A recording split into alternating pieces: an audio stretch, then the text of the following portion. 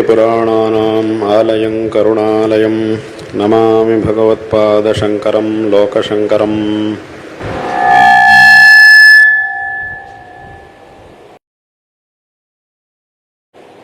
ఇవాల్టి రోజున అత్యంత మహిమాన్వితమైనటువంటి ఈ బాసర క్షేత్రానికి మా యొక్క యాత్రలో భాగంగా ఆ జగన్మాత యొక్క విశేషానుగ్రహంతో రావడం జరిగింది.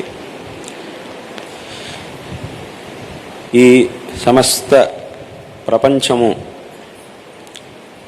నడిచేది దేనివల్ల అనంటే జ్ఞానం వల్ల. ఆ చైతన్య స్వరూపమైనటువంటి జ్ఞానం ఏదైతే ఉందో అది ఉంటేనే ఈ ప్రపంచం అనేది నడుస్తుంది.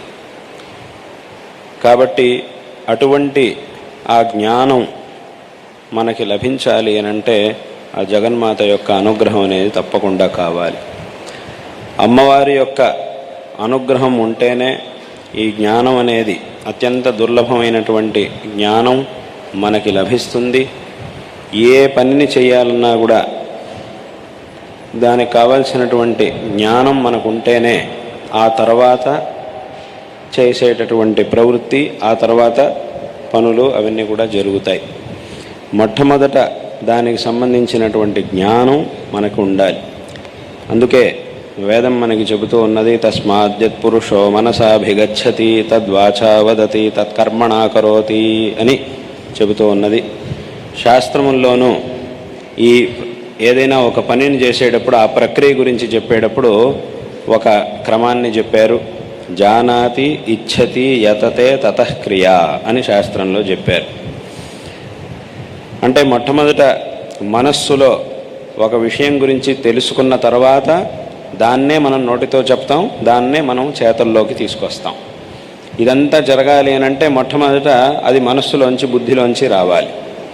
అదేవిధంగా శాస్త్రంలోనూ జానాతి మొట్టమొదట తెలుసుకోవడం, ఇచ్చతి తెలుసుకున్న తర్వాత దీన్ని నేను చెయ్యాలి అని మనస్సులో సంకల్పం చేయడం, ఆ తర్వాత యతతే దానికోసం ప్రయత్నం చేయడం, ఆ తర్వాత తతఃక్రియ ఈ శరీరాదుల ద్వారా ఆ పనిని చక్కగా నిర్వర్తించడం అనేది తర్వాత జరుగుతుంది. ఆ తర్వాత పని జరుగుతుంది, ఆ తర్వాత మనకి ఫలితం అనేది వస్తుంది. కాబట్టి అక్కడ కూడా ప్రారంభం అవ్వాలి అని అంటే అది జ్ఞానం నుంచే ప్రారంభం అవుతుంది. కాబట్టి ఇటువంటి జ్ఞానం మనకి ఎంతో ఆవశ్యకమైనటువంటిది. కాబట్టి అటువంటి జ్ఞానాన్ని మనకి ప్రసాదించేది ఆ జగన్మాత మహాసరస్వతి అమ్మవారు. అటువంటి ఆ సరస్వతి అమ్మవారు విరాజమానమై ఉన్నటువంటి ఈ క్షేత్రం, ఈ బాసర క్షేత్రం, ఆ జ్ఞాన సరస్వతి అమ్మవారు విరాజమానురాలై ఉన్నటువంటి క్షేత్రం ఈ బాసర క్షేత్రం. ఎన్నో కోట్ల మంది ఇక్కడికి వచ్చి విశేషంగా ఇక్కడికి వచ్చి అమ్మవారి యొక్క దర్శనం చేసి అక్షరాభ్యాసాన్ని ఇక్కడ తమ పిల్లలకి చేయించుకొని విశేషమైనటువంటి ప్రార్థనలు చేసి అమ్మవారి యొక్క అనుగ్రహంతో చక్కటి విద్యను పొంది ఉత్తమమైనటువంటి స్థితిలో ఇవాల్టి రోజున ఎన్నో చోట్ల ఉన్నారు. ఎంతోమంది యొక్క జీవితం ఆ అమ్మవారి యొక్క అనుగ్రహానికి నిదర్శనంగా ఇవాల్టి రోజున మనం చూస్తూ ఉన్నాం. కాబట్టి అటువంటి విశేషమైనటువంటి క్షేత్రం ఇది. అమ్మవారి యొక్క స్థానాన్ని వర్ణించేటప్పుడు మొట్టమొదటి మనం చెప్పేటటువంటిది నమస్తే శారదాదేవి కాశ్మీర పురవాసిని అని అంటాం. అంటే కాశ్మీర క్షేత్రం, కాశ్మీర దేశం అనేది ఏదైతే ఉందో అది ఆ శారదా అమ్మవారి యొక్క, శారదా అమ్మవారు అంటే సరస్వతి అమ్మవారు, ఇంకొక నామధేయమే శారద అనేటటువంటిది. కాబట్టి అటువంటి ఆ శారదా అమ్మవారి యొక్క, ఆ సరస్వతీదేవి యొక్క ఒక విశిష్టమైనటువంటి స్థానం అంటే కాశ్మీర దేశం. అదేవిధంగా ఈ బాసర క్షేత్రం, అదేవిధంగా శృంగేరి క్షేత్రం. కాశ్మీర క్షేత్రంలో అమ్మవారు ఉంది, అమ్మవారి యొక్క సాన్నిధ్యం. ఇక్కడ బాసర క్షేత్రంలో వేదవ్యాస మహర్షి అమ్మవారిని ప్రతిష్ఠించారు. శృంగేరి క్షేత్రంలో శంకర భగవత్పాదాచార్యుల వారు అమ్మవారిని ప్రతిష్ఠింపజేశారు. కాబట్టి ఈ విధంగా ఈ క్షేత్రముల్లో అమ్మవారి యొక్క దివ్య సాన్నిధ్యాన్ని సమస్త ప్రపంచంలోనూ ఆ మహాసరస్వతి అమ్మవారి యొక్క ఒక దివ్య సాన్నిధ్యాన్ని మనం చూడగలిగేది ఈ క్షేత్రాల్లో. కాబట్టి అటువంటి విశేషమైనటువంటి క్షేత్రం ఈ క్షేత్రం. ఈ క్షేత్రంలో ఇందాక చెప్పినట్టుగా వ్యాస మహర్షుల వారు ఇక్కడ అమ్మవారిని తపస్సు చేసి అమ్మవారిని సాక్షాత్కరించుకొని ఇక్కడ అమ్మవారిని ప్రతిష్టాపన చేశారు. వ్యాస మహర్షి అంటే ఎవరు అనంటే, అందుకే వ్యాస మహర్షి గురించి ఒక శ్లోకమే ఉంది. వ్యాస మహర్షి అంటే ఎవరు, ఆయన్ని వర్ణించేటటువంటి శ్లోకం ఒకటేమిటి అనంటే, బ్రహ్మసూత్రకృతే తస్మై వేదవ్యాసాయ వేధసే జ్ఞానశక్త్యవతారాయ నమో భగవతో హరేహే అని ఆ శ్లోకాన్ని వెనకటి కాలంలో విద్వాంసులు చెప్పి ఉన్నారు. అంటే ఏమిటి, వ్యాస మహర్షి అంటే ఎవరు అనంటే, బ్రహ్మసూత్రకృతే, బ్రహ్మసూత్రాలు అంటే వేదాంత సూత్రాల్ని రచించినటువంటి వారు, సమస్త ఉపనిషత్తుల యొక్క వేదాంత తత్వాన్ని తెలియజేసేటటువంటి బ్రహ్మసూత్రాల్ని, అందుకే ఆ బ్రహ్మతత్వాన్ని తెలియజేస్తున్నాయి కాబట్టి, ఆ అద్వైత బ్రహ్మతత్వాన్ని తెలియజేస్తున్నాయి కాబట్టి ఆ సూత్రాల్ని బ్రహ్మసూత్రములు అని అన్నారు. అటువంటి బ్రహ్మసూత్రములను రచించి ఆ సంపూర్ణమైనటువంటి బ్రహ్మసూత్రాల్లో సంపూర్ణమైనటువంటి ఆ ఉపనిషత్తులో చెప్పబడిన అద్వైత తత్వాన్ని వేదవ్యాస మహర్షి చూపించారు ఆ సూత్రముల్లో. కాబట్టి బ్రహ్మసూత్రకృతే తస్మై వేదవ్యాసాయ వేధసే జ్ఞానశక్త్యవతారాయ నమో భగవతో హరేహే అని. అంటే హరి అంటే విష్ణు, శ్రీ మహావిష్ణు, ఆయన పరిపాలకుడు. బ్రహ్మ సృష్టికర్త అయితే విష్ణువు పరిపాలకుడు, శివుడు లయకర్త. కాబట్టి అటువంటి ఈ పరిపాలకుడైనటువంటి శ్రీ మహావిష్ణువు ఎవరైతే ఉన్నాడో ఆ మహావిష్ణువు యొక్క జ్ఞానం ఏదైతే ఉందో, శ్రీ మహావిష్ణువు యొక్క జ్ఞానం ఏదైతే ఉందో ఆ జ్ఞానమే ఒక శరీరాన్ని ధరించి మన ముందుకొస్తే అదే వేదవ్యాస మహర్షి అని ఆ మాట యొక్క అర్థం. జ్ఞానశక్తి అవతారాయ అని ఈ పదాన్ని అక్కడ చూపించారు. జ్ఞానశక్తి అవతారాయ నమో భగవతో హరేహే. కాబట్టి ఆ పరమాత్మ యొక్క, శ్రీ మహావిష్ణువు యొక్క జ్ఞానశక్తి ఏదైతే ఉందో ఆ పరమాత్మ యొక్క జ్ఞానశక్తి అంటే, ఇక్కడ బ్రహ్మ సృష్టి కార్యాన్ని చేస్తున్నాడు, విష్ణువు పరిపాలన చేస్తున్నాడు, శివుడు లయకర్తగా ఉన్నాడు అని అంటే ఇక్కడికి వీళ్ళ ముగ్గురు ఉన్నారు, వీళ్ళ ముగ్గురు వేరు అని అలా అర్థం కాదు. ఇక్కడ మళ్ళీ ముగ్గురు అయ్యారు. ఈ ముగ్గురులో మళ్ళీ ఆయన పెద్ద, ఈయన చిన్నవాడు, ఆయన పెద్దవాడు, అసలు ఆ విషయానికి ఇక్కడ అవకాశం లేదు. ఎందుకంటే 3 రూపాలు మాత్రమే ఉన్నటువంటి పరమాత్మ ఒక్కడే ప్రపంచాన్ని సృష్టిస్తాడు, పరిపాలిస్తాడు, లయం చేస్తాడు. ఆ ఒక్కొక్క కార్యం చేసేటప్పుడు ఆ పరమాత్మ ధరించినటువంటి రూపము, పేర్లు మాత్రం వేరువేరుగా ఉన్నాయి అంతే. ఎందుకంటే వాస్తవంగా ఈ సృష్టి గురించి చెప్పేటటువంటి ఉపనిషత్తుల్లో ఇవేమీ ఉండవు. అక్కడేముంది అనంటే, ఈ మొత్తం జగత్తు పరమాత్మ నుంచి ఉత్పత్తి అయి ఉన్నది, పరమాత్మ యొక్క అధీనంలో ఉన్నది, పరమాత్మ యందు లయం చెందుతుంది అని ఉపనిషత్తులు మనకి చెబుతూ ఉన్నాయి. యతోవా ఇమాని భూతాని జాయంతే ఏన జాతాని జీవంతి యత్ప్రయంత్యభిసంవిశంతి. అదెవరు? తద్విజిజ్ఞాసస్వ తద్బ్రహ్మేతి. అది పరమాత్మ స్వరూపం.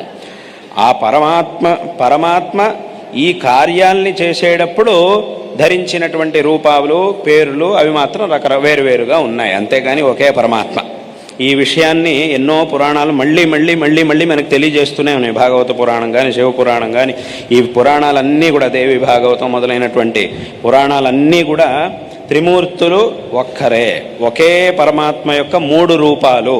కాబట్టి ఇక్కడ 3 దేవతలు ఉన్నారు, మళ్ళీ ఈయన పెద్ద ఆయన పెద్ద అనేటటువంటి భేద దృష్టి పనికిరాదు. ఆ భేద దృష్టి ఎవరికి కూడా ఉండకూడదు, ఈ తారతమ్య దృష్టి అనేది ఉండకూడదు అనేటటువంటి విషయాల్ని మళ్ళీ ఆ ప్రతి చోట పురాణాలు మనకు చెబుతూనే ఉంటాయి. అంటే ఎక్కడెక్కడైతే ఈ శివుడు వేరు, విష్ణువు వేరు, ఈయన పెద్దవాడు, ఆయన చిన్నవాడు అనేటటువంటి భ్రమ కలిగే అవకాశం పురాణాల్లో ఎక్కడెక్కడైతే ఉంటుందో, అంటే సామాన్యులైన ప్రజ్ఞావంతులకి ఏ భ్రమ రాదు, కానీ సామాన్యులైనటువంటి వాళ్ళకి ఎక్కడైతే ఆ భ్రమ రావడానికి అవకాశం ఉందో, ఎందుకంటే పురాణాల్లో ఉన్నటువంటి అనేక సందర్భాలు, రకరకాల సందర్భాలు ఉంటాయి, రకరకాల ఉపాఖ్యానాలు అవన్నీ ఉంటూ ఉంటాయి. ఆ భగవంతుడి యొక్క లీలా రూపంలోనటువంటి ఉపాఖ్యానాలు ఉంటాయి. అంటే కొన్ని చోట్ల శివుడు గొప్పవాడిగా కనపడతాడు, విష్ణువు చిన్నవాడిగా కనపడతాడు పురాణాల్లో. కొన్ని చోట్ల విష్ణు చిన్నవాడిగా, శివుడు పెద్దవాడిగా, విష్ణువు పెద్దవాడిగా, శివుడు చిన్నవాడిగా, ఈ రకంగా కనపడుతూ ఉంటారు అక్కడక్కడ.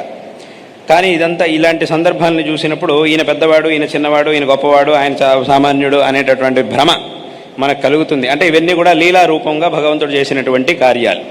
కానీ అటువంటి సందర్భాలను చూసినప్పుడు మనకి ఈయన పెద్ద, ఆయన చిన్న అనేటటువంటి ఆ తారతమ్య భ్రమ రావడానికి అవకాశం ఎక్కడెక్కడైతే ఉంటుందో అక్కడ అన్ని చోట్ల ఆ భ్రమ రాకూడదు. కాబట్టి అన్ని చోట్ల మళ్ళీ ఆ పురాణాలు మనకి ఈ త్రిమూర్తుల్లో ఏ విధమైనటువంటి భేదం లేదు, ఇవన్నీ కూడా ఒకే పరమాత్మ యొక్క అనేక రూపములు అనేటటువంటి విషయాల్ని పురాణాల్లో ఆ వేదవ్యాస మహర్షి అక్కడక్కడ మళ్ళీ మళ్ళీ మనకి గుర్తు చేస్తూనే ఉంటాడు. కాబట్టి అక్కడ గీతావతం ఏమైంది ఏంటంటే ఆ పరమాత్మ యొక్క జ్ఞానశక్తి ఏదైతే ఉందో ఆ జ్ఞానశక్తి అంటే సామాన్యులైనటువంటి మనుషుల జ్ఞానం కాదు. ఇప్పుడు చాలామంది మనుషుల్లో అత్యంత ప్రతిభావంతులైనటువంటి మనుషులు ఉంటారు. వాళ్ళ యొక్క జ్ఞానాన్ని చూసినప్పుడు మిగతా వాళ్ళకి చాలా ఆశ్చర్యంగా, ఆయన ఎంత గొప్ప జ్ఞాని, చాలా జ్ఞానం, ఆయనకు ఉన్నటువంటి లోతైనటువంటి జ్ఞానాన్ని చూసినప్పుడు చాలామందికి ఆశ్చర్యం కలుగుతుంది. ఇన్ని విషయాలు ఆయన ఎలా తెలుసుకున్నారు, ఎంత విషయ పరిజ్ఞానం ఉంది ఆయనకి అని అనుకుంటూ ఉంటారు. కానీ మరి ఆ జ్ఞానాన్ని చూసినప్పుడే ఇంత ఆశ్చర్యం కలుగుతూ ఉంటే స్వయంగా పరమాత్మ యొక్క జ్ఞానం అనంటే అది ఎంత గొప్పదై ఉండాలి, ఆ భగవంతుడి యొక్క జ్ఞానం. కానీ అటువంటి జ్ఞానమే ఒక శరీరాన్ని ధరించి మన ముందుకొస్తే ఆ శరీరాన్ని ధరించినటువంటి ఆ జ్ఞానశక్తి అనేది ఎంత అద్భుతమైనటువంటిది అనే దాన్ని మనం ఊహించలేం. కాబట్టి అటువంటి ఆ జ్ఞానశక్తే వేదవ్యాస మహర్షి యొక్క రూపంలో అవతరించింది అని ఆ మాటని అక్కడ వాచస్పతి మిశ్రులు చెప్పిన్నారు. కాబట్టి ఈ శ్లోకంలో ఆయన వాచస్పతి మిశ్రులు ఆయన ఈ బ్రహ్మసూత్రకృతే తస్మై అనేటటువంటి శ్లోకాన్ని రచించి దాంట్లో వేదవ్యాస మహర్షి యొక్క గొప్పతనాన్ని వర్ణించారు. కాబట్టి అటువంటి ఆ వేదవ్యాస మహర్షి తపస్సు చేసి అమ్మవారిని ఆ జ్ఞానస్వరూపిణి జ్ఞానాన్ని మనకిచ్చేటటువంటి ఆ జగన్మాతని ఇక్కడ ప్రతిష్టాపన చేశారు. ఆ అమ్మవారి యొక్క సాన్నిధ్యంతో ఈ క్షేత్రం విరాజమానమై ఉన్నది. అదేవిధంగా శంకర భగవత్పాదాచార్యుల వారు శృంగేరి క్షేత్రంలో అమ్మవారిని ప్రతిష్టాపన చేశారు. శంకరాచార్యుల వారు కాశ్మీరానికి వెళ్ళి అక్కడ ఉన్నటువంటి ఆ సర్వజ్ఞ శారదా పీఠాన్ని అధిరోహించారు. సర్వజ్ఞ పీఠం అనేది ఏదైతే ఉందో ఆ పీఠాన్ని అధిరోహించారు. విశేషంగా మండన మిశ్రులతో వాదన చేశారు. స్వయంగా అమ్మవారి ముందే స్వయంగా మండన మిశ్రులతో వాదన చేసి ఆ వాదనలో మండన మిశ్రుల్ని జయించారు. ఆ తర్వాత కాశ్మీరానికి వెళ్ళి అక్కడ స్వయంగా అక్కడ ఉన్నటువంటి విద్వాంసులందరినీ కూడా జయించి ఆ తర్వాత మళ్ళీ స్వయంగా అమ్మవారు సాక్షాత్తు సరస్వతి అమ్మవారే వేసినటువంటి ప్రశ్నలన్నిటికీ కూడా సమాధానాలు చెప్పి సర్వజ్ఞులు అనేటటువంటి విషయం ప్రతిపాదింపబడి అమ్మవారి చేత విశేషంగా ఈ శంకరాచార్యుల వారు సర్వజ్ఞులు అనేటటువంటి స్థానాన్ని పొంది ఆ సర్వజ్ఞ పీఠాన్ని శంకరులు అధిరోహించారు. అటువంటి శంకర భగవత్పాదాచార్యుల వారి యొక్క ఆ జ్ఞానశక్తి అనేది అత్యంత అద్భుతమైనటువంటిది. వారు శృంగేరి క్షేత్రంలో శారదా అమ్మవారిని ప్రతిష్టాపన చేసి ఆ అమ్మవారి యొక్క సాన్నిధ్యంలో ఈ పీఠాన్ని ప్రతిష్టాపన చేసి ఇక్కడ ఒక విశేషమైనటువంటి గురు పరంపరని ఏర్పరిచారు. శృంగేరి పీఠంలో మనం పురాణాల్లో ఇతిహాసంలో విశేషంగా శంకర దిగ్విజయంలో చూసినప్పుడు వేదవ్యాస మహర్షికి శంకర భగవత్పాదాచార్యుల వారికి ఒక విశేషమైనటువంటి అనుబంధం ఉన్నది. ఏమిటి అనంటే వేదవ్యాస మహర్షి కాశీక్షేత్రంలో ఉంటారు. ఆ కాశీక్షేత్రంలో శంకరాచార్యుల వారు మన శంకర దిగ్విజయంలో ఒక సందర్భం ఉన్నది. శంకరాచార్యుల వారు భాష్యాలని రచించి ఆ భాష్యాలని ఒకసారి కాశీలో శిష్యులకి పాఠం చేస్తూ ఉంటారు. ఆ రోజు పాఠం అంతా పూర్తయింది. ఇంకా ఆ రోజుకి పొద్దున ఆ పాఠం అంతా పూర్తయి ఇక అనుష్ఠానానికి వెళ్ళాలి అనుకున్నప్పటికీ ఒక ఆయన వచ్చారు అక్కడికి. ఒక వృద్ధ బ్రాహ్మణుడు అక్కడికి వచ్చాడు. వచ్చి అడిగాడు, ఏం జరుగుతోంది ఇక్కడ, వీళ్ళంతా ఎవరు ఏదో పాఠం చేస్తున్నారే, ఏం జరుగుతోంది ఇక్కడ అని అడిగారు ఆయన. అప్పుడు శంకరుల శిష్యులు పద్మపాదాచార్యుల వారు వాళ్ళంతా ఉన్నారు. వారంతా చెప్పారు, ఇక్కడ పాఠం జరుగుతోంది, భాష్య పాఠం జరుగుతోంది అని చెప్పారు. ఇప్పటివరకు జరిగింది పూర్తయింది అని అన్నారు. ఏం భాష్యం, ఏమిటి పాఠం, ఏమిటి విషయం అని అడిగారు. ఎవరు రాశారు, ఏమిటి భాష్యం అని అడిగితే అప్పుడు చెప్పారు, వీరు మా గురువు గారు శంకర భగవత్పాదాచార్యుల వారు వేదవ్యాస మహర్షి రచించినటువంటి బ్రహ్మసూత్రాలకి భాష్యాన్ని రచించారు. ఆ భాష్యాన్నే మాకు పాఠం చేస్తూ ఉన్నారు అని శిష్యులు చెప్పారు. అది విని ఆయన చాలా ఆశ్చర్యపోయాడు. అబ్బో, వేదవ్యాస మహర్షి రచించినటువంటి సూత్రాలకు భాష్యం రాయడం అంటే అది సామాన్యమైన విషయం కాదు. ఎందుకంటే ఆ సూత్రాలను అర్థం చేసుకోవడం చాలా కఠినం. ఒక్కొక్క సూత్రము దాని యొక్క అర్థం ఏమిటి, ఏ సందర్భాన్ని ఈ సూత్రం చెబుతూ ఉన్నది అనేటటువంటి దాన్ని తెలుసుకోవడం చాలా కష్టం. అక్కడ ఉన్నటువంటి పదాలు అవన్నీ కూడా చిన్న చిన్న సూత్రాలు, కానీ ఆ సూత్రంలో ఎంతో అర్థం దాగి ఉంటుంది. ఆ ఉపనిషత్తుల యొక్క సమస్త అర్థాన్ని నిర్ణయం చేసేటటువంటి విషయాలు ఆ సూత్రంలో దాగుంటాయి. కాబట్టి వాటన్నిటినీ కనిపెట్టి ఈ భాష్యం రాయడం అనేది ఇది సామాన్య వ్యక్తుల వల్ల అయ్యే పని కాదు. కాబట్టి ఇటువంటి అద్భుతమైనటువంటి భాష్యాన్ని రాయడం అంటే ఇది సామాన్యమైన పని కాదు. అయితే మీరు ఇట్లా భాష్యాన్ని రచించారంటున్నారు కాబట్టి నాకు ఒక ఇది ఉంది మనస్సులో, ఏమిటంటే నేను ఏదైనా ఒక సూత్రాన్ని అడుగుతాను, ఆ సూత్రానికి అర్థం చెప్తారా అని అడిగారు. ఆ వృద్ధ బ్రాహ్మణుడు అడిగాడు, ఏదో భాష్యం రాశానంటున్నారు కదా, సరే అయితే నేను ఒక సూత్రాన్ని అడుగుతాను, దానికి అర్థం ఏమిటో నాకు చెప్పండి అని అన్నారు.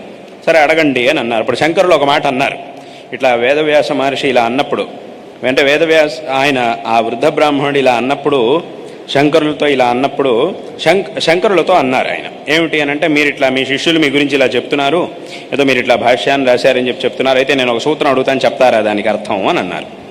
అప్పుడు శంకరులు ఒక మాట అన్నారు, ఏమిటి అని అంటే, మేము భాష్యాన్ని రచించాము అనేటటువంటిది వాస్తవమే, అయితే మేము భాష్యాన్ని రచించాము, అన్ని విషయాలు మాకే తెలుసు అనేటటువంటి అహంకారం మాకు లేదు, మాకు ఉన్నటువంటి జ్ఞానంతో మేము ఈ భాష్యాన్ని రచించాము, నాకేం అటువంటి అహంకారం అనేది లేదు, మిమ్మల్ని చూస్తే ఎవరో చాలా గొప్పవారు అని నాకు అనిపిస్తోంది, మా మనస్సు అట్లా చెబుతోంది, మీరు ఎవరో గొప్పవారుగా ఉన్నారు, మీరు అడగండి, మీరు అడగాల్సింది అడగండి, నాకు తెలిసినంత వరకు నేను చెప్తాను అని ఇట్లా వినయంగా శంకరులు సమాధానం చెప్పారు.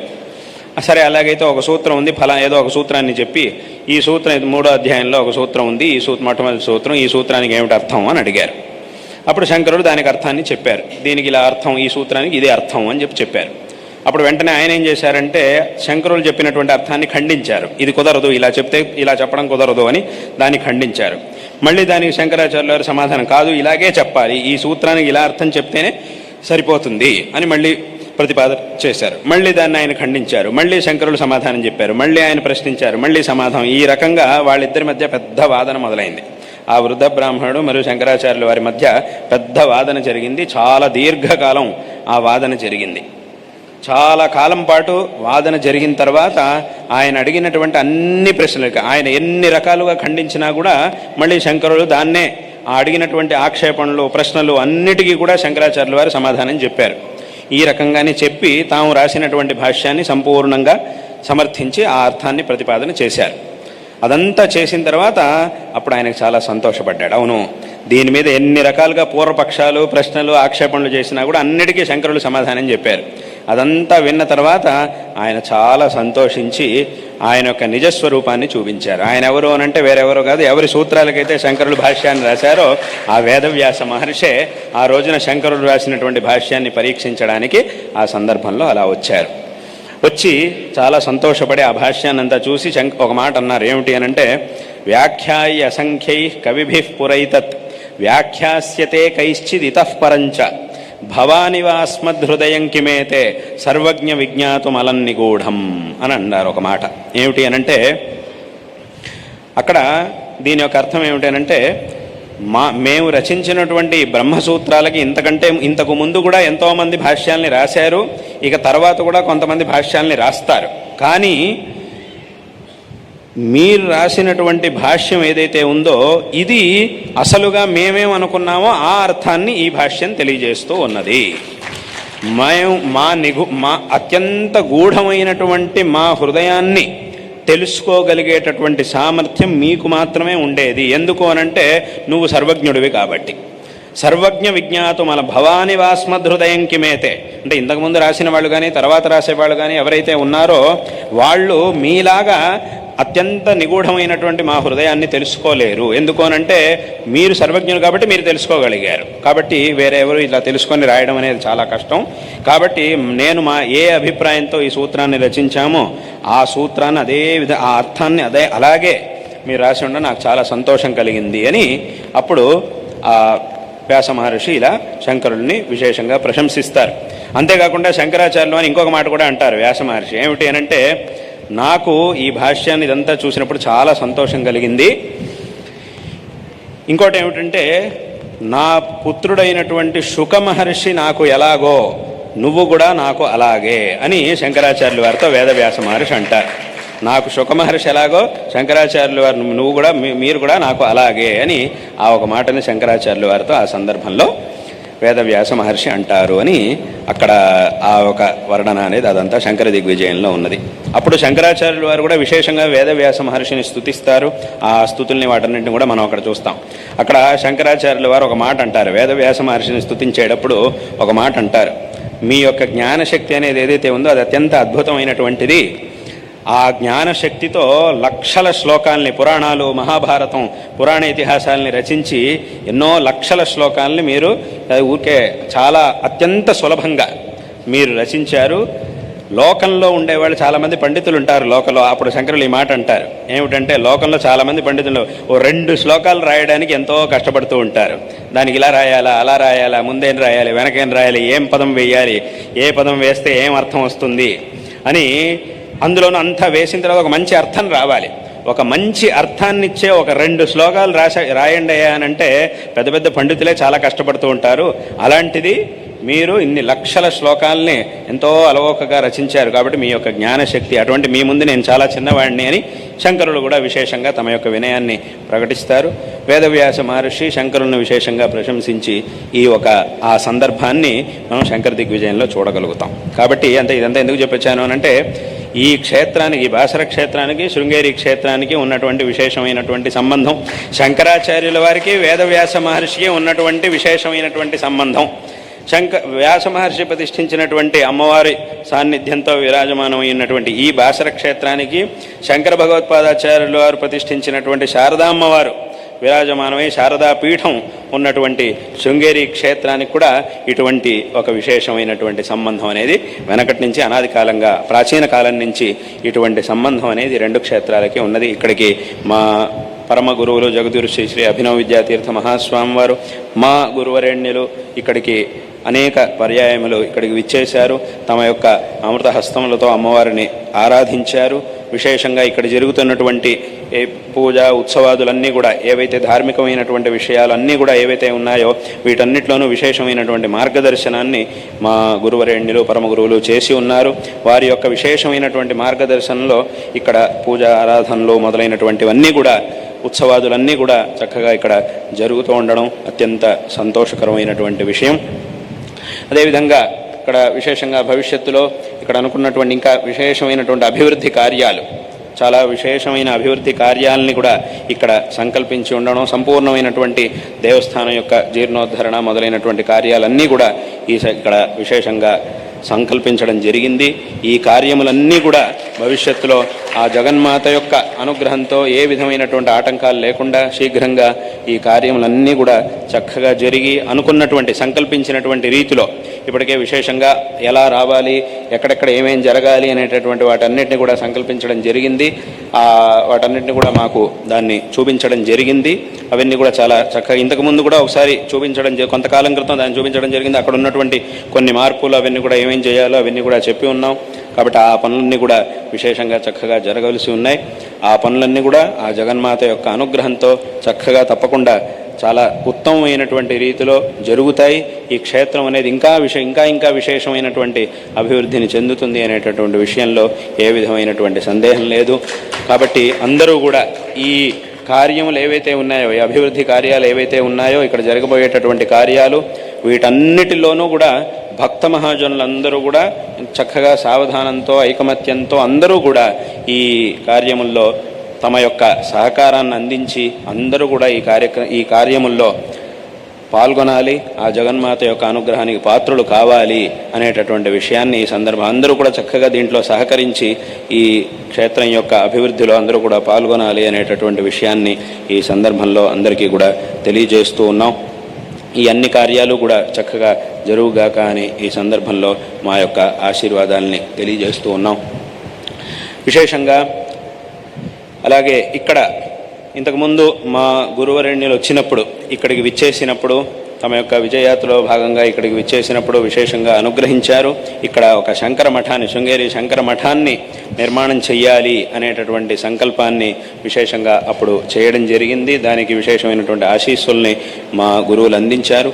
ఆ తర్వాత ఈ కొన్ని సంవత్సరాల్లో దాని కార్యం అంతా ప్రారంభమయ్యి ఆ తర్వాత పనులన్నీ కూడా ఇప్పుడు సమాప్తి అయి ఉన్నాయి. అక్కడ ఇవాళ రోజున లలిత అమ్మవారు, చంద్రమౌళీశ్వర స్వాముల యొక్క ఆ దివ్య సాన్నిధ్యం, ఇంకా సపరివారంగా ఆ దేవతా సాన్నిధ్యములు, ఆ మందిరాలు అక్కడ నిర్మాణం అయి ఉన్నాయి. అక్కడ విశేషంగా ఎల్లుండి సుముహూర్తంలో అక్కడ కుంభాభిషేకాన్ని కూడా, ప్రతిష్టా కుంభాభిషేకాన్ని కూడా చేయబోతూ ఉన్నాం. ఆ కార్యక్రమాలు కూడా జరగబోతూ ఉన్నాయి. రేపటి రోజున అమ్మవారి యొక్క సన్నిధానంలో మహాపూజని నిర్వహించి ఎల్లుండి అక్కడ శంకర మఠంలో ప్రతిష్టా కుంభాభిషేకాలను నిర్వహించి ఆ తర్వాత ఇక్కడి నుంచి మళ్ళీ వేములవాడ క్షేత్రాన్ని వైపుకి మేము యాత్రను చెయ్యాలి అనేటటువంటి సంకల్పాన్ని చేశాం. కాబట్టి ఈ సంవత్సరం విశేషంగా ఇప్పుడు ఈ తెలంగాణ ప్రాంతంలో ఈ రాష్ట్రంలో పర్యటిస్తూ ఉన్నప్పుడు వేరే ఎక్కడా కూడా కార్యక్రమాలు పెట్టుకోలేదు. ప్రధానంగా ఇక్కడ బాసర క్షేత్రం, వేములవాడ క్షేత్రం, ఆ తర్వాత భాగ్యనగరం, ఈ 3 చోట్లకి మాత్రమే ప్రస్తుతం ఇప్పుడు చేస్తున్నటువంటి యాత్రలో ప్రస్తుతం ఈ 3 చోట్లకి మాత్రమే. ఎందుకంటే ఇక్కడ విశేషంగా ఈ కార్యాలన్నీ కూడా జరగవలసి ఉన్నాయి కాబట్టి ప్రస్తుతం ఇక్కడికి వచ్చాం. ఎందుకంటే ఇప్పుడు మేము ఇక్కడ ఈ ప్రాంతంలోకి వస్తున్నప్పుడు ఇదివరకంతా కూడా సామాన్యంగా ఈ ప్రాంతానికి వస్తున్నప్పుడు ఇప్పుడు కామారెడ్డి, నిజామాబాదు ఈ ప్రాంతాల్లో అంతా కూడా మా గురువు నిర్మల్లు, అలాగే ఇక్కడ ఆదిలాబాదు ఈ ప్రాంతాలన్నింటిలోనూ కూడా మా గురువులు ఇంతకుముందు యాత్రను చేశారు. చాలా భాగాల్లో ప్రతి ఒక్క భాగంలోనూ యాత్ర చేశారు. మేము కూడా ఇంతకుముందు మా యాత్రలో వచ్చినప్పుడు 2018లో ఇక్కడికి వచ్చినప్పుడు ఈ బాసర క్షేత్రం కూడా వచ్చాం. అలాగే ఇక్కడ చుట్టుపక్కల ఉన్నటువంటి ఎన్నో ప్రదేశాల్లో సంచారం చేసి ఉన్నాం. అయితే అప్పుడు ఉన్నటువంటి కాలావకాశం ఇప్పుడు లేదు కాబట్టి ప్రస్తుతానికి ఈ ఒక యాత్రలో కొన్ని చోట్లకి మాత్రమే, ఎందుకంటే అందరూ వచ్చారు. ప్రస్తుతం ఇక్కడ ఈ ప్రాంతానికి వస్తున్నామని తెలిసిన వెంటనే అందరూ భక్తులు వచ్చారు. వచ్చి వేరు వేరు చోట్లకంతా కూడా ఆహ్వానం చేశారు. అయితే వాళ్ళందరూ కూడా నేను చెప్పాను ప్రస్తుతం ఉన్నట్టు, అప్పుడైతే నేను దీర్ఘకాలిక యాత్ర చేశాను కాబట్టి అన్ని చోట్లకి అప్పుడు రావడానికి సమయం ఉండింది. అయితే ఈసారి ప్రస్తుతం ఇది ఒక చిన్న యాత్ర కాబట్టి కొన్ని రోజుల పాటు మాత్రమే జరుగుతున్నటువంటి యాత్ర కాబట్టి ఈ యాత్రలో కొన్ని ప్రాంతాలు అలాగే మళ్ళీ ఇంకోసారి వచ్చినప్పుడు మళ్ళీ కొన్ని ప్రాంతాలు, ఇంకోసారి వచ్చినప్పుడు కొన్ని ప్రాంతాలు, అంటే అప్పుడు అన్నీ కూడా సమష్టిగా జరిగినాయి. ఇప్పుడు కాస్త వ్యష్టిగా విడగొట్టి ఒక్కొక్కసారి ఒక్కొక్క చోట చేద్దాము అని చెప్పి నేను చెప్పాను. కాబట్టి వేరే చోట్లకు కూడా వచ్చేటటువంటి ఆ సమయం వస్తుంది. ఆ సమయం వచ్చినప్పుడు అక్కడ కూడా వస్తాను అని చెప్పి చెప్పడం జరిగింది. కాబట్టి ఇవాళ రోజున ఇక్కడ ఈ క్షేత్రానికి వచ్చి ఉన్నాం. ఈ సందర్భంలో మీ అందరికీ కూడా నారాయణ స్మరణపూర్వకంగా ఆశీర్వాదాన్ని తెలియజేస్తూ ఉన్నాం. ఆ జగన్మాత యొక్క అనుగ్రహం, మా పరమ పూజ్య గురువరేణ్యులు జగద్గురు శ్రీ శ్రీ భారతీ తీర్థ మహాస్వామి వారి యొక్క పరిపూర్ణమైనటువంటి అనుగ్రహం మీ అందరికీ కూడా సదాకాలం ఉండుగాక, తద్వారా అందరికీ కూడా సకల శ్రేయస్సులు లభించుగాక అని ఈ సందర్భంలో మా ఆశీర్వాదాలను తెలియజేస్తూ ఉన్నాం. అందులోనూ ఇవాల్టి రోజున అత్యంత ఇంకా సంతోషకరమైనటువంటి ఒక విషయం అంటే మా పరమ పూజ్య మా యొక్క పరమేష్ఠి గురువులు, పరమ పూజ్యులైనటువంటి పరమేష్ఠి గురువులు అంటే ఈ దక్షిణాంనాయ శృంగేరి శారదా పీఠం యొక్క గురు పరంపరలో 34వ పీఠాధిపతులు, అంటే మా గురువరేణ్యులు 36వ పీఠాధిపతులు, వారు మా పరమేష్ఠి గురువులు 34వ పీఠాధిపతులు జగద్గురు శ్రీమద్ చంద్రశేఖర భారతి మహాస్వామి వారు. వారి యొక్క పవిత్రమైనటువంటి జయంతి ఉత్సవం ఇవాల్టి రోజున, అంటే ఆశ్వయుజ కృష్ణ ఏకాదశి తిథి అనేది వారి యొక్క జయంతి మహోత్సవం. కాబట్టి ఇటువంటి ఈ విశేషమైనటువంటి సందర్భంలో ఇక్కడికి రావడం అనేది మా మనస్సుకు అత్యంత సంతోషాన్ని కలిగిస్తూ ఉన్నది. జగద్గురు శ్రీ శ్రీ చంద్రశేఖర భారతి మహాస్వామి వారు అంటే వారు జీవన్ముక్తులు, అంటే ఆ బ్రహ్మజ్ఞానాన్ని పరబ్రహ్మని సాక్షాత్కరించుకున్నటువంటి వారు.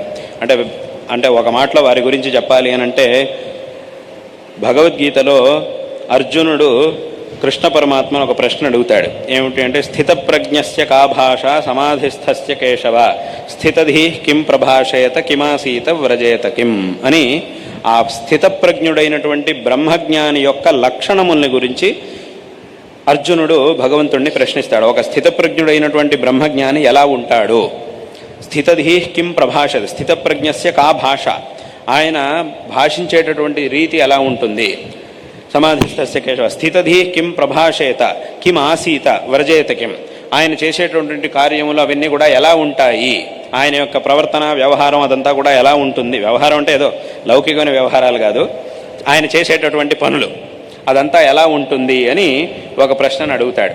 అప్పుడు దానికి సమాధానంగా భగవంతుడు చెప్తాడు. అక్కడే భగవద్గీతలో శ్రీ భగవాన్ వాచ అని ప్రజహాతి యదా కామాన్ సర్వాన్ పార్థ మనోగతాన్ ఆత్మన్యేవాత్మనా తుష్టః స్థితప్రజ్ఞస్తదోచ్యతే దుఃఖేష్వనుద్విగ్నమనాః సుఖేషు విగతస్పృహ వీతరాగభయక్రోధ స్థితధీర్మునిరుచ్యతే యస్సర్వత్రానభిస్నేహస్తత్తత్ప్రాప్య శుభాశుభం నాభినందతి నద్వేష్టి తస్య ప్రజ్ఞా ప్రతిష్ఠిత యదా సంహరతే చాయం కూర్మోంగానివ సర్వశః ఇంద్రియాణి ఇంద్రియార్థేభ్యస్తస్య ప్రజ్ఞా ప్రతిష్ఠిత విషయా వినివర్తంతే అని ఇలా ఆ తర్వాత చెప్పినటువంటి శ్లోకాలన్నింటిలోనూ భగవంతుడు ఆ బ్రహ్మజ్ఞాని యొక్క లక్షణాలని విశేషంగా చెప్పి ఉన్నాడు.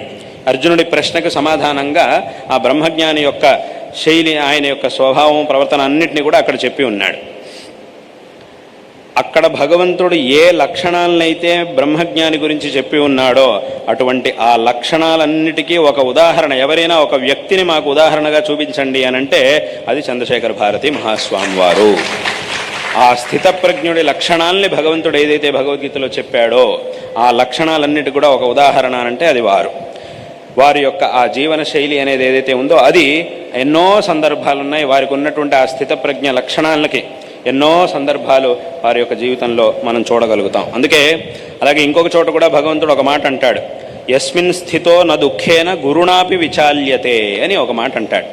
అంటే దీని అర్థం ఏమిటంటే ఏ బ్రహ్మనిష్టలో ఉన్నటువంటి బ్రహ్మజ్ఞాని ఏ విధమైనటువంటి శస్త్రాస్త్రములతో కూడా ఏం చేసినా కూడా దాని యొక్క దుఃఖం అనేది ఆయనకు ఉండదు అనేటటువంటి మాటని అక్కడ చెప్పారు. అందుకే దానికి ఒక ఉదాహరణ ఉంది. వారి యొక్క జీవితంలోనే వారి యొక్క జీవన సందర్భంలోనే ఒక ఉదాహరణ ఉంది. అక్కడ విశేషంగా శృంగేరిలో నవరాత్రి ఉత్సవాల సందర్భంలో దర్బారు ఉత్సవం అని ఒకటి జరుగుతుంది.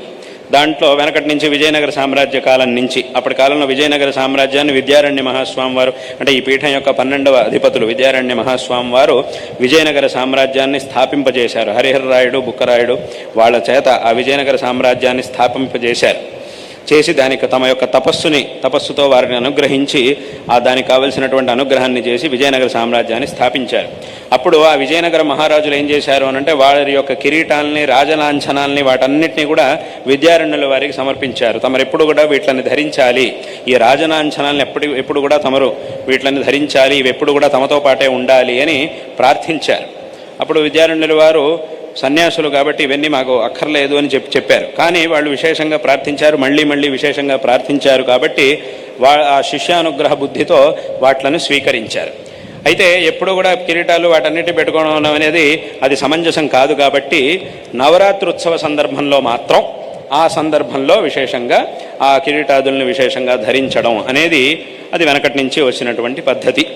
ఆ పద్ధతి ఇప్పటికి కూడా విశేషంగా అప్పటి నుంచి ప్రారంభమైనటువంటి ఆ పద్ధతి ఇప్పటికి కూడా విశేషంగా కొనసాగుతూ ఉన్నది. అక్కడ ఆ సందర్భంలో ఏమవుతుంది అంటే విశేషమైనటువంటి వస్త్రాన్ని ధరించేది ఉంటుంది. ఇప్పుడు మామూలుగా ఉన్నప్పుడు సన్యాసి యొక్క వస్త్రాలు కాషాయ వస్త్రాలు ఉంటాయి. కానీ ఆ నవరాత్రి యొక్క ఆ సందర్భంలో ప్రతిరోజు ఆ 9 రోజుల పాటు నవరాత్రి ఉత్సవ సందర్భంలో 9 రోజుల పాటు ప్రతిరోజు 1 గంటన్నర పాటు ఆ కార్యక్రమం జరుగుతుంది. అమ్మవారి యొక్క సన్నిధిలో మాత్రమే ఆ ఒక కార్యక్రమం జరుగుతుంది. అప్పుడు విశేషంగా ధరించేటటువంటి వస్త్రాలు ఉంటాయి. దాన్ని అప్పుడు చంద్రశేఖర భారతీ మహాస్వామి వారి కాలంలో ఒకసారి ఆ వస్త్రాలని వారు ధరిస్తూ ఉన్నప్పుడు శిష్యులు దాన్ని వారితో పాటు ఉండేటువంటి పరిచారకులు ఎవరైతే ఉంటారో వాళ్ళు ఆ వస్త్రాలన్నింటినీ కూడా విశేషంగా ధరించేటప్పుడు వాళ్ళు పక్కన ఉండి అదంతా చూసుకుంటూ ఉంటారు పరిచారకులు. అప్పుడు ఆ వస్త్రం అనేది అది పట్టు వస్త్రం. ఆ పట్టు వస్త్రం కాబట్టి అది జారిపోకుండా ఉండడం కోసం అక్కడక్కడ కొన్ని పిన్నీసులు అని అంటారు, వాటిని పెడతారు అది జారిపోకుండా ఉండడం కోసం. అలా పెట్టేటప్పుడు ఒకసారి ఏమైందంటే అయింది ఒకరోజు ఏమైందంటే ఉత్సవం అంతా ఆ రోజు దర్బారు ఉత్సవం అంతా అయిపోయింది. మళ్ళీ ఆ వస్త్రాలన్నింటినీ కూడా విసర్జించేటప్పుడు తీశారు. ఆ సూదిని ఇలా తీసి చూసినప్పుడు శిష్యుడు ఒక విషయం గమనించాడు. ఏమైందంటే ఆ చేతి లోపలికి ఆ సూదిని గుచ్చేసి పెట్టేశాడు శిష్యుడు. అప్పుడు తొడిగేటప్పుడు ఆ వస్త్రాన్ని ధరించేటప్పుడే అదొక సూది దాని చేతి లోపల నుంచి పెట్టేశాడు. వాడు గమనించలేదు, ఆ వస్త్రం అంతా ఉంటుంది కాబట్టి ఆ శరీరం లోపల నుంచి ఆ సూదిని పెట్టాడు. అది చూసినప్పుడు వెంటనే వాడికి చాలా భయం పడ్డాడు. అయ్యో నా వల్ల ఇంత పెద్ద అపచారం జరిగింది, ఇంత పెద్ద గాయం జరిగింది, గురువుగారికి ఇంత పెద్ద అపరాధం జరిగిపోయింది అని చెప్పి చాలా భయపడ్డాడు.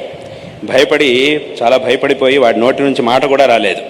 వెంటనే చెప్పాడు, అయ్యా నా గురువుగారి దగ్గర జగద్గురువుల దగ్గర నివేదించాడు, నా వల్ల చాలా పెద్ద అపరాధం జరిగింది కాబట్టి తమకు నేను ఇంత పెద్ద ద్రోహం చేశాను, ఇంత పెద్ద అపరాధం చేశాను, ఇంత పెద్ద అపచారం చేశాను, ఇంత తమకి దుఃఖం కలిగేట్టుగా నేను వ్యవహరించాను కాబట్టి నన్ను క్షమించాలి, నన్ను క్షమిస్తారో ఏదైనా ఒకటి నాకు చెప్పాలి అని చెప్పి అడిగాడు.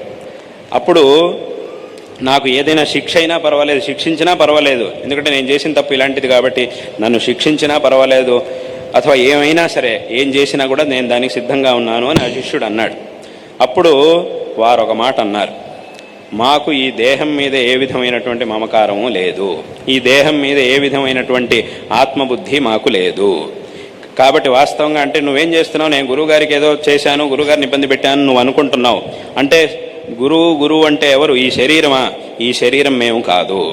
మా యొక్క నిజమైనటువంటి స్వరూపం అంటే ఆత్మస్వరూపం.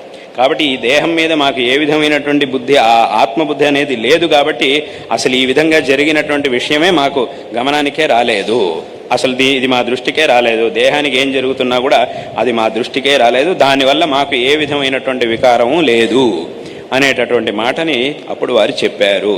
కాబట్టి అటువంటి ఒక సందర్భం, అంటే దీన్నే అక్కడ భగవద్గీతలో కృష్ణ పరమాత్మ చెప్పాడు. ఎందుకు చెప్తున్నాను అనంటే, కృష్ణుడు చెప్పినటువంటి ఆ జ్ఞాని లక్షణాలు ఏవైతే ఉన్నాయో వాట్లకి ఎన్నో సందర్భాలని మనం వారి యొక్క జీవన చరిత్రలో చూడగలుగుతాం. అందులో ఒక సందర్భం, యస్మిన్ స్థితోన దుఃఖేన గురుణాపి అనంటే అక్కడ శంకరాచార్యుల వారి భాష్యంలో శస్త్రాది నిమిత్తేన అని ఒక అర్థాన్ని అక్కడ భాష్యంలో చెప్పారు. గురుణ అంటే పెద్దది అని అర్థం. ఏదో సామాన్యమైనటువంటి దుఃఖం కాదు, కొంచెం పెద్దది, కొంచెం ఎక్కువైనటువంటి దుఃఖం. అది ఎటువంటి దుఃఖం అనంటే శస్త్రాది కృతేన దుఃఖేన అని అక్కడ ఆ భాష్యంలో శంకరాచార్యుల వారు అర్థాన్ని చెప్పారు. కాబట్టి ఈ దేహం మీద మాకు ఏ విధమైనటువంటి ఆత్మబుద్ధి అనేది లేదు అని ఆ సందర్భంలో వారు చెప్పారు. కాబట్టి అంటే ఇది వారి యొక్క జ్ఞాన నిష్ఠ, బ్రహ్మజ్ఞానం అనేది అంత ఉత్కృష్టమైనది. దాన్ని మనం వారు అటువంటి మహాజ్ఞానులు వారి యొక్క విశేషమైనటువంటి ఈ జయంతి మహోత్సవం అది ఇవాల్టి రోజున జరుగుతూ ఉన్నది. కాబట్టి ఈ సందర్భంలో ఈ దివ్య సన్నిధానానికి, ఈ దివ్య సాన్నిధ్యం, అమ్మవారి యొక్క దివ్య సాన్నిధ్యానికి ఇక్కడికి రావడం అనేటటువంటిది చాలా సంతోషకరమైనటువంటి విషయం. ఈ సందర్భంలో మీ అందరికీ కూడా మరొక మారు నారాయణ స్మరణ పూర్వకంగా ఆశీర్వాదాలని తెలియజేస్తూ ఉన్నాం. శారదా చంద్రమౌళీశ్వరుల యొక్క, మా గురువరేణ్యుల యొక్క పరిపూర్ణమైనటువంటి అనుగ్రహం మీ అందరి యందు సదాకాలం ఉండుగాక, అందరికీ కూడా సకల శ్రేయస్సులు లభించుగాక అని ఈ సందర్భంలో ఆశీర్వాదాలని తెలియజేస్తున్నాం. ఇవాళ రోజున ఇక్కడ ఈ దేవస్థానం యొక్క ముఖ్య కార్యనిర్వహణాధికారి గారు అంజనాదేవి గారు, ఇవాళ రోజున ఇక్కడ ఆవిడకి మా యొక్క ఆశీర్వాదాలను తెలియజేస్తూ ఉన్నాం. అదేవిధంగా దేవస్థానం యొక్క చైర్మన్ గారు శరత్ పాఠక్ గారు ఆయనకి అందరికీ కూడా, అలాగే ఈ దేవస్థానం యొక్క అధికారి వర్గం అందరికీ కూడా, ఇక్కడ విశేషంగా అమ్మవారి యొక్క సేవను చేస్తూ ఉన్నటువంటి అందరికీ కూడా, అధికారి వర్గం వారికి, సిబ్బందికి అందరికీ కూడా మా యొక్క ఆశీస్సుల్ని తెలియజేస్తూ ఉన్నాం. అదేవిధంగా ఇక్కడ అమ్మవారి సన్నిధిలో వేద విద్వాంసులు, వేద పండితులు, అర్చకులు, వైదికులు అందరికీ కూడా మా యొక్క ఆశీర్వాదాలని తెలియజేస్తూ ఉన్నాం. అదేవిధంగా విశేషంగా ఇక్కడ శంకరమఠం యొక్క నిర్మాణం, వాటన్నిటిలోనూ శంకరమఠం యొక్క సమితిలో దానిలో అంతా శ్రమించినటువంటి భక్తులకి అందరికీ కూడా మా యొక్క ఆశీర్వాదాలని, సమస్త ఆస్తిక భక్త మహాజనులకు కూడా మా యొక్క ఆశీర్వాదాలని ఈ సందర్భంలో తెలియజేస్తూ ఉన్నాం. మరొక మారు అందరికీ ఆశీర్వాదాలను తెలియజేసి ఈ మాటల్ని ఇక్కడికి ముగిస్తూ ఉన్నాం. హర నమః పార్వతీపతయే, హర హర మహాదేవ.